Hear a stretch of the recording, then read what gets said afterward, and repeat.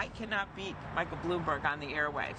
Big surprise. Even though we have gotten in millions and millions of dollars, I think he should be on the debate stage because I can't beat him on the airwaves, but I can beat him on the debate stage. You know, Mr. Bloomberg has every right in the world to run for president of the United States. He's an American citizen.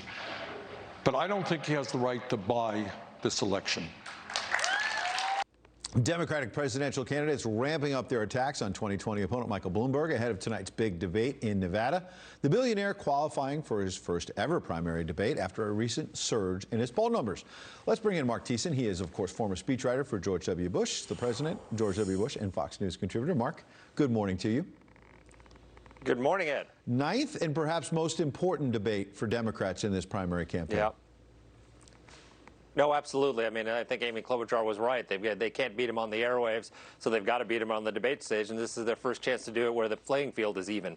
I think Bernie Sanders' comments and the Elizabeth Warren's attacks are the wrong way to go after Bloomberg, because all they're doing when they say he can't buy an election, all they're doing is pointing to the fact that he's got $2 billion he's willing to spend to defeat Donald Trump, which most polls show Democrats think that the priority is not who you agree with the most, it's who can defeat Trump. So they're actually shining a spotlight on his strength.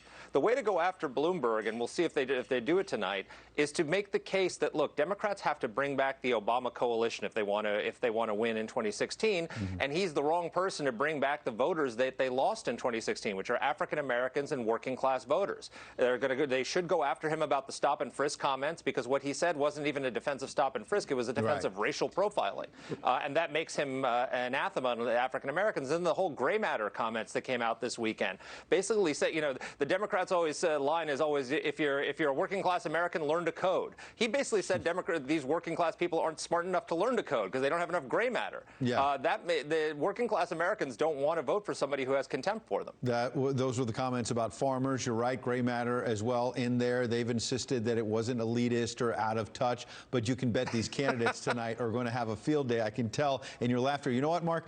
It's such a target-rich environment for the opponents of Michael Bloomberg tonight that even Bloomberg News is acknowledging it, which is a story in and of itself. A headline at Bloomberg.com, Bloomberg's rivals poised to pounce in his debut on the debate stage. They write, Bloomberg's rivals are eager for the opportunity to confront him before a national television audience. He has campaigned in states where other candidates and national media are scarce and has faced little questioning while his $400 million in advertising saturates the airwaves and the internet. The debate is both propitious and treacherous for Bloomberg. Interesting because he loses some control of the message tonight, Marc.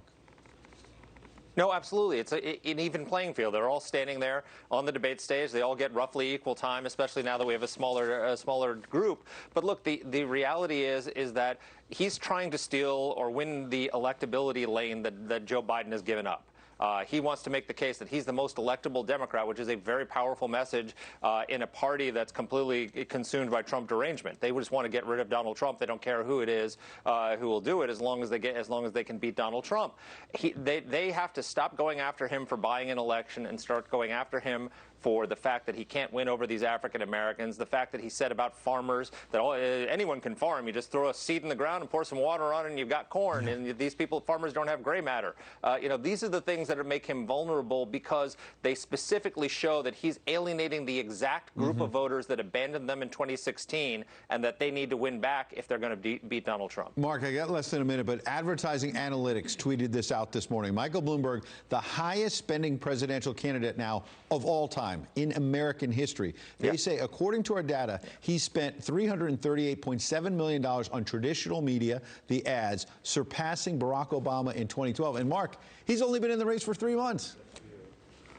Yeah, no, I mean, the amazing thing is that after impeachment, it turned out that Donald Trump had raised like $150 million last year, and is probably going to raise another $100 million this year. So that would be an unprecedented amount of money for a presidential campaign, a war chest. And Mike Bloomberg has basically said he's willing to drop $1 billion, $2 billion into this race. I mean, it turns Trump's money advantage into a weakness because he's going to be very, very outspent. Going to be watching it tonight. Marc Thiessen, we appreciate you teeing it up for us.